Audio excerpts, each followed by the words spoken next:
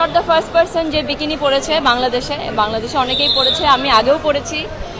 So এই কম্পিটিশনে গিয়ে আমি কোনো দিক থেকে কম দেখাতে চাই না এবং কোনো দিক থেকে আমি বাংলাদেশকে ছোট করতে চাইনি। আমার কাছে মনে হয় আপনারা যেভাবে আমাকে ভালোবেসেছেন এবং যেভাবে আমাকে সাপোর্ট দেখিয়েছেন, আমি আপনাদের জন্য উইনার। এবং বাংলাদেশের জন্য এই মুহূর্তে উইনার হওয়া সম্ভব না, এটার জন্য অনেক কাজ করতে হবে।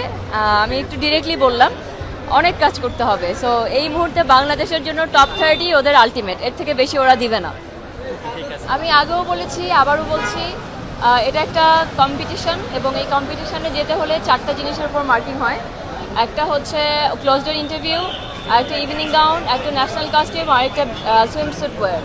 তো এই 4টার উপরে যেহেতু মার্কিং হয়, এই 4টা জিনিস যদি আপনি ঠিক করে রিপ্রেজেন্ট না করতে পারেন তাহলে আপনি আপনার মার্কিং কাটা যাবে এবং আপনি টপ 30 এবং টপ 1, টপ 5, টপ 12 কোনো কিছু হতে পারবেন না।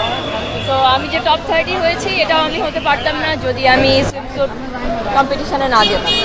সো এবং আমার কাছে মনে হয় যেহেতু এতগুলি দেশের কন্টেস্ট্যান্ট এখানে আসছে এবং I am not the first person যে বিকিনি পরেছে বাংলাদেশে অনেকেই পরেছে, আমি আগেও পরেছি। সো এই কম্পিটিশনে গিয়ে আমি কোনো দিক থেকে কম দেখাতে চাই না এবং কোনো দিক থেকে আমি বাংলাদেশকে ছোট করতে চাইনি এবং কোনো দিক থেকে আমি ওই জায়গাটা খালি রাখতে চাইনি যেখান থেকে আমাদের সম্ভাবনা কমে যায় জেতার। সো সেই জন্য আমার যেটা করার প্রয়োজন হয়েছে ওই কম্পিটিশনে গিয়ে আমি সম্পূর্ণটা করেছি। আর আমার কাছে মনে হয় একজন কন্টেস্ট্যান্ট ওখানে যাওয়ার পরে যদি সে বলে আমি এটা করবো না তাহলে সে বাকি কন্টেস্ট্যান্টদের উপর ডিসক্রিমিনেশন করছে। সে ওখানেই দেখাচ্ছে যে আমি জাজমেন্টাল এবং ওরা পড়ছে আমি পড়ি না, আমি সুপিরিয়র।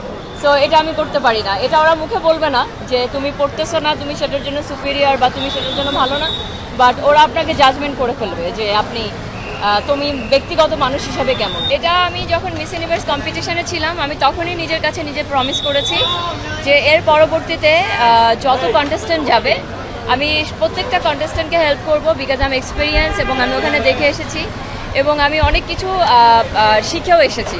তো সেই জায়গা থেকে যে কোনো কন্টেস্ট্যান্ট গেলে তার অনেক হেল্পের প্রয়োজন এবং একজন এক্সপিরিয়েন্স মানুষের সাহায্য প্রয়োজন, আদারওয়াইজ একটা দেশকে সে জয়ী করতে পারবে না। এবং এটা আমার দায়িত্ব as a miss universe Bangladesh যে কন্টেস্ট্যান্ট যাবে তাকে হেল্প করা এবং আমি সবসময় হেল্প করবো যেই যাক না কেন।